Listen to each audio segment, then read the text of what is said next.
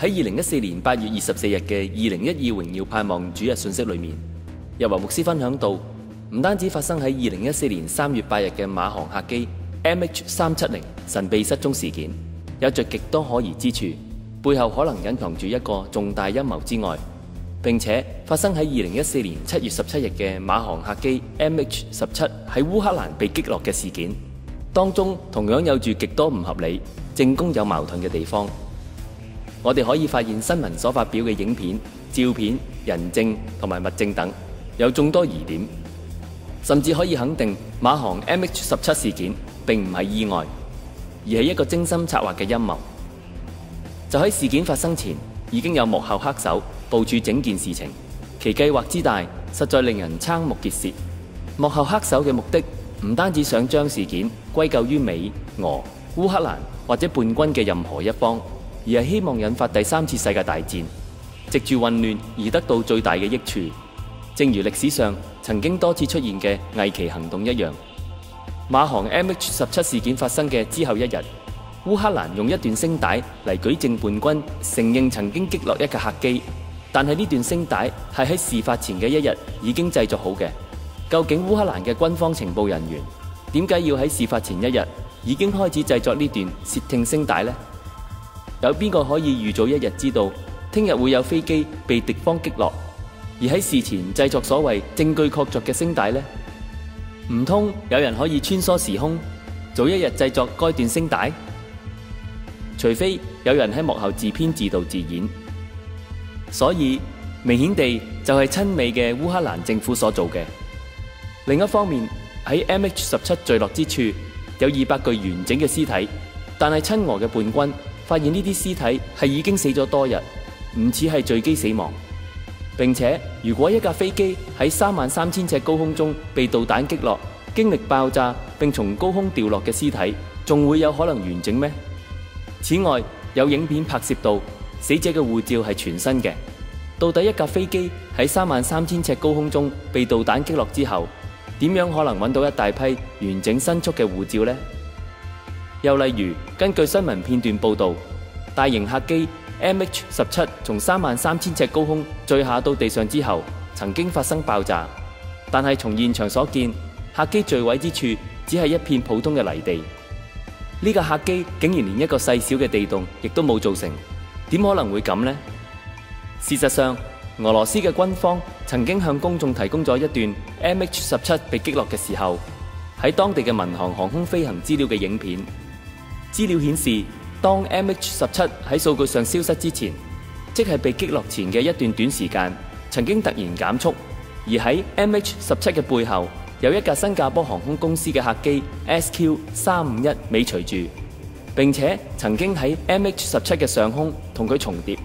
之後 MH17 就突然從雷達中消失咗，而該新加坡航空嘅客機就繼續按佢原定嘅航線飛行。以上嘅多個疑點都指出 MH17 並冇被擊落，亦都冇墜毀，而大家亦可以從 MH370 失蹤嘅事件理解到，其實飛機師足以令一架民航機從雷達中消失，甚至冇人可以用現有民航嘅技術跟蹤到呢一架被失蹤咗嘅飛機。What is of concern here is Singapore Airlines Flight SQ351, which was headed to Singapore from Copenhagen, just minutes behind Malaysia Flight MH17. Now what you're about to witness, shockingly, at the top of your screen here, is that Singapore Airlines flight coming into frame. And as you can see, MH17 right here in the frame.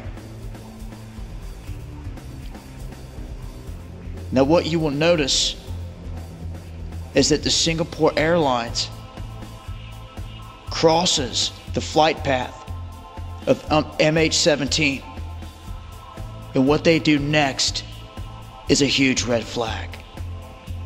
They correct themselves just after overshooting MH17, correct themselves and hop right behind MH17 the moment that it crashes and continues on. This is huge smoking gun proof that Singapore Airlines was given instructions or had something of some sorts told to them to change their flight pattern and to follow this flight, and it went down right in front of them, and they state they never saw a thing. Now, we've yet to see anything, any proof that anything was shot down out of the sky. All we have seen thus far is a massive ground explosion. Okay?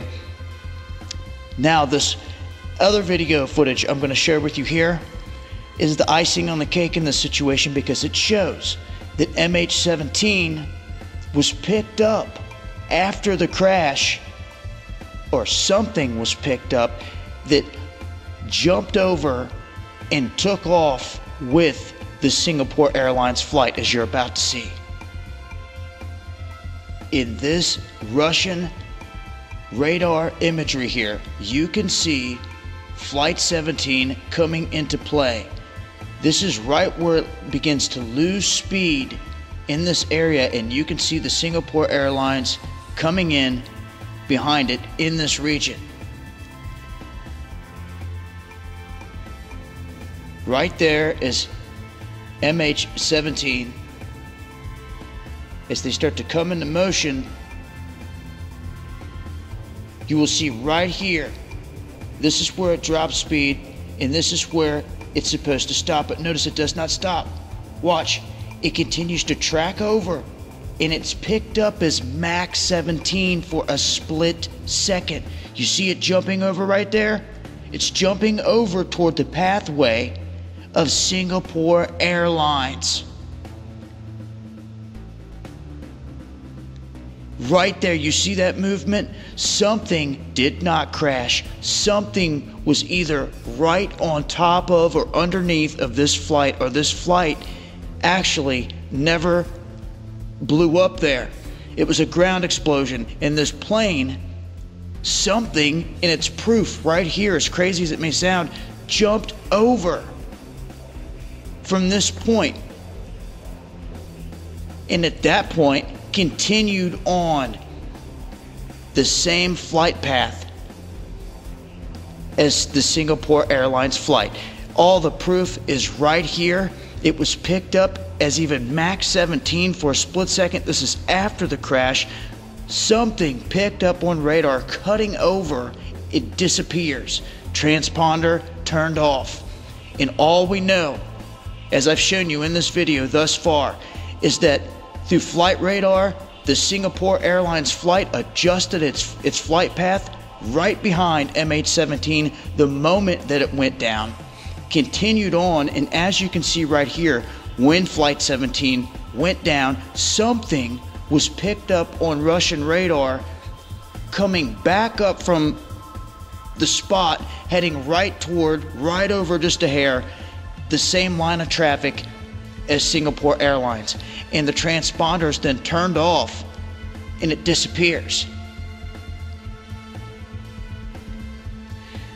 I'll leave links to flight radar and to this article so you guys can read the rest of this, but you can see right there for yourself Mach 17 jumping over from the crash site. This is proof, smoking gun as it will ever get, guys, right here on the radar. 另外，一位名為 Call Pan 嘅 MH17 乘客，曾經喺登機前喺機場嘅登機坪拍攝咗一張 MH17 嘅照片，並上載到 Facebook。最奇怪嘅係，照片中嘅飛機嘅註冊編號 9M-MRC， 而唔係 MH17 嘅真正編號 9M-MRD。而照片中嘅 9M-MRC 客機，當時並唔係喺 MH17 事發時起飛嘅機場。而係早喺事發前1星期嘅7月11日已經離開咗阿姆斯特丹嘅機場，到咗吉隆坡啦。當局又會點樣解譯呢一個矛盾呢？日華牧師指出，呢一個就好似係大衛高柏菲所做嘅金蟬脫殼變身魔術一樣。首先，所謂編號 9MMRD 嘅 MH17 航班可能一直就停泊喺吉隆坡，然而真正事發當日嘅7月17日由荷蘭飛往吉隆坡嘅就係以上 Facebook 照片上嗰架編號 9M-MRC 客機，目的係用嚟假扮 MH17 嘅 9M-MRD。呢一架假嘅 MH17 嘅 9M-MRC 客機一直使用 MH17 嘅 9M-MRD 假信號同埋假身份，喺所謂被擊落嘅旅程飛行咗一次，而機上嘅乘客全部都係危機演員。然後當飛到烏克蘭上空嘅時候，機師就將自己嘅假信號關掉，從而製造一個被擊落嘅假象。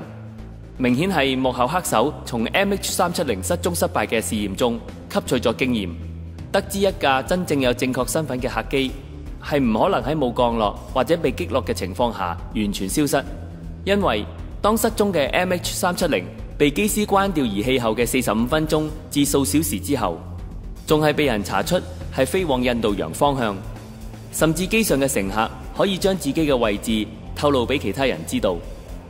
所以佢哋一定要利用一架已經關掉所有可被偵測到嘅儀器嘅飛機，再從飛機發出一個 MH17 嘅 9M-MRD 嘅信號，並且喺烏克蘭上空關掉，先至可以假扮成被親俄嘅烏克蘭叛軍所擊落。此外，喺地上放上有另一架假嘅 MH17 嘅 9M-MRD 編號嘅飛機殘骸，同喺早前失蹤嘅 MH370 上早已被人殺害嘅乘客屍體，製造一個假空難現場。但係點解佈局者要等到新加坡 SQ351 客機同假嘅 MH17 呢兩架飛機喺雷達上重疊嘅一刻，先至令假嘅 MH17 從雷達中消失呢？佢係咪要避開人造衛星嘅偵察呢？從資料上顯示，該架同假嘅 MH17 重疊嘅新加坡客機，同假嘅 MH17 重疊嘅時候，正喺呢架假嘅 MH17 以上嘅2000尺飛行，並且假嘅 MH17 上嘅危機演員可以因此得一大筆嘅賠償作為掩口費。從以上眾多疑點可見，而家我哋已經可以肯定馬航 MH17 事件唔係意外，而係一個精心策劃嘅陰謀。